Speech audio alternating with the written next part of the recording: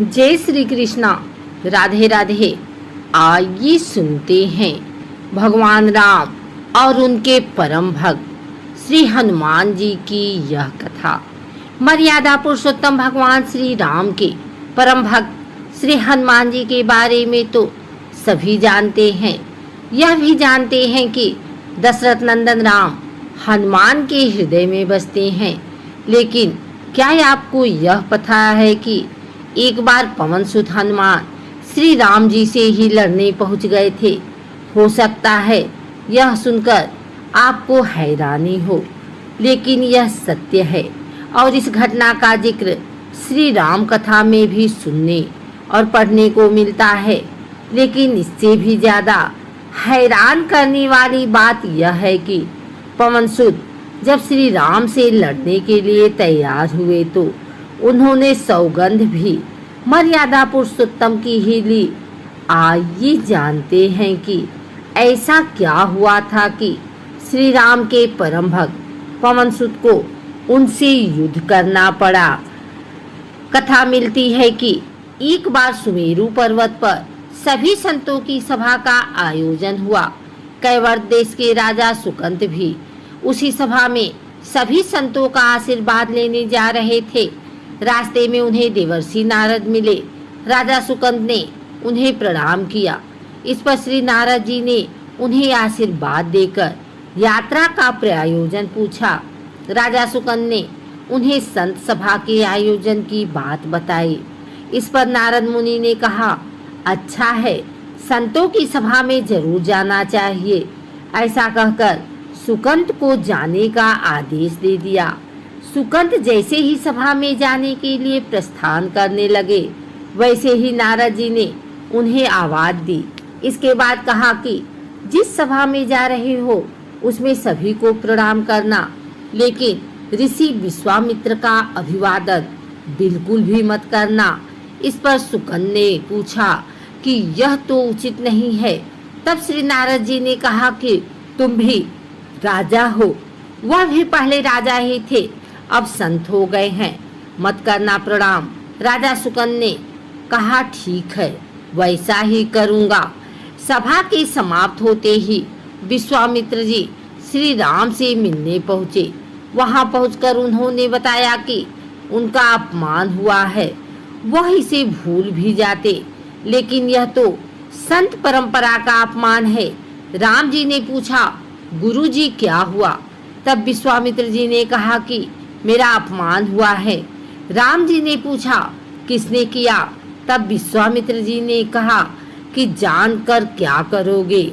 इस पर श्री राम जी ने कहा कि गुरुजी, आपके चरणों की सौगंध लेकर प्रतिज्ञा करता हूँ, जो सिर आपके चरणों में नहीं झुका है उसे काट दिया जाएगा। कल सुबह मैं उसका वध कर दूंगा। श्री राम की इस सौगंध का जैसे ही राजा सुकंत को पता चला, वह नारद मुनि को ढूंढने लगे। काफी देर तक वह परेशान रहे, लेकिन नारद मुनि उन्हें मिल ही नहीं रहे थे। व्याकुल होकर जब वह रोने लगे, तब नारद जी प्रकट हुए। सुकंत ने हाथ जोड़कर उन्हें सारी बात कह सुनाई, साथ ही प्राणदान की विनती की। इस पर नारद जी ने उन्हें माता अंजनी के शरण में जाने की सलाह दी। यह भी कहा कि अगर उन्होंने तुम्हें बचाने का वचन दे दिया तो तुम जरूर बच जाओगे, लेकिन यह भी कहा कि वह किसी को यह नहीं बताएंगे कि नारद जी ने उन्हें यह सलाह दी है। राजा सुकंत के रोने की आवाज सुनकर माता अंजनी बाहर पहुंची। तब उन्होंने कहा कि माता, मुझे बचा ले, अन्यथा विश्वामित्र जी मुझे मार डालेंगे। इस पर माता अंजनी ने सुकंत को उनके प्राण बचाने का वचन दिया। उन्होंने कहा कि तुम शरण में हो, तुम्हें कोई नहीं मार सकता। इसके बाद राजा सुकंत को विश्राम करने के लिए कहा। शाम ढले जब हनुमान जी माता अंजनी के पास पहुँचे तो उन्होंने सारी बात बताई, लेकिन सुकंत को बुलाने से पहले पवन सुत से सौगंध लेने को कहा। तब श्री हनुमान जी ने कहा कि वह श्री राम के चरणों की सौगंध लेते हैं कि वह सुकंद के प्राणों की रक्षा करेंगे। तब माता अंजनी ने राजा को बुलाया। हनुमान जी ने पूछा, कौन है तुम्हें मारना चाहता? तब सुकंद ने बताया कि श्री राम उन्हें मार डालेंगे। इतना सुनते ही माता अंजनी हैरान रह गई। उन्होंने कहा कि तुमने तो विश्वामित्र जी का नाम लिया था।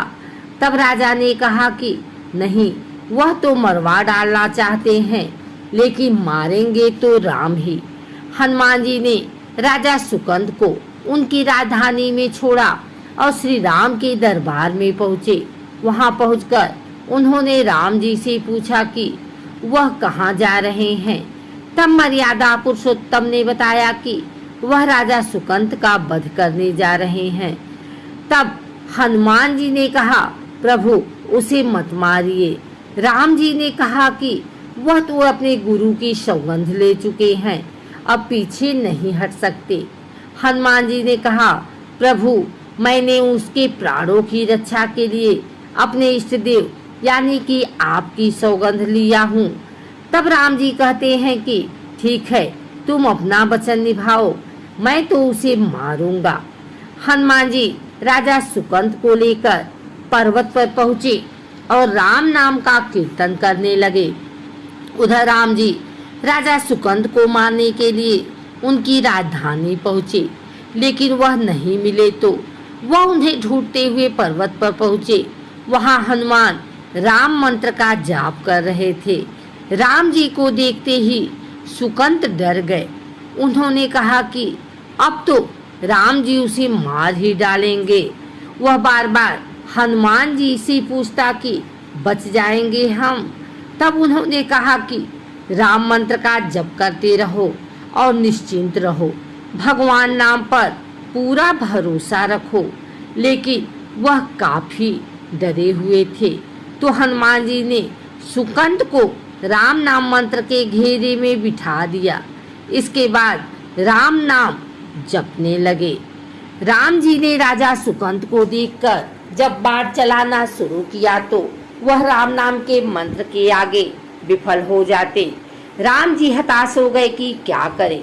यह दृश्य देखकर श्री लक्ष्मण जी को लगा कि हनुमान जी भगवान राम को परेशान कर रहे हैं, तो उन्होंने स्वयं ही हनुमान जी पर बाण चला दिया।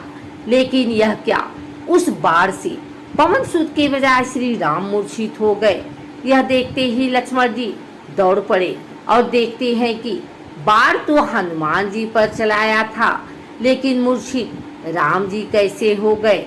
तब उन्होंने देखा कि पवन सुत के हृदय में तो श्री राम बसते हैं। राम जी जैसे ही होश में आए वह हनुमान जी की ओर दौड़े। उन्होंने देखा कि उनकी छाती से रक्त बह रहा है। वह हनुमान जी का दर्द देख नहीं पा रहे थे। वह बार बार उनकी छाती पर हाथ रखते और आंखें बंद कर लेते। पवन सुत को होश आया तो उन्होंने देखा कि राम जी आंखें बंद करके हनुमान जी के छाती पर बार बार हाथ रखते हैं, फिर हनुमान जी के सिर पर हाथ फेरते हैं। तब पवन सुत ने सुकंद को पीछे से निकाला और उसे अपनी गोद में बिठा लिया। तभी राम ने फिर से हनुमान जी के माथे पर हाथ फेरा, लेकिन इस बार वहां पवन सुत की जगह राजा सुकंद थे। राम जी मुस्कुराए और हनुमान जी बोल उठे कि नाथ, अब तो आपने इनके सिर पर हाथ रख दिया है, अब तो सब कुछ आपके हाथ में है। इसकी मृत्यु भी और जीवन भी आप ही सुकंद के जीवन की रक्षा करें। राम जी ने हनुमान जी से कहा कि जिसे तुम अपनी गोद में बिठा लो उसके सिर पर तो मुझे हाथ रखना ही पड़ेगा, लेकिन गुरु जी को क्या जवाब देंगे। तभी हनुमान जी को विश्वामित्र जी सामने से आते दिखाई पड़े। उन्होंने राजा सुकंद से कहा कि जाओ, तब प्रणाम नहीं किया तो क्या हुआ, अब कर लो। राजा ने दौड़कर विश्वामित्र जी का अभिवादन किया। वह भी प्रसन्न हो गए और बोले, राम, इसे क्षमा कर दो।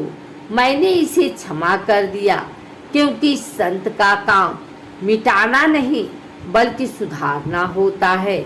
यह भी सुधर गया है। उन्होंने सुकंद से पूछा कि संत का सम्मान ना करने की सलाह तुम्हें किस कुसंग में मिली? राजा सुकन विश्वामित्र जी से कुछ कहते कि इससे पहले नारद मुनि प्रकट हो गए। उन्होंने सारी घटना कह सुनाई। तब विश्वामित्र जी ने पूछा कि नारद, तुमने ऐसी सलाह क्यों दी?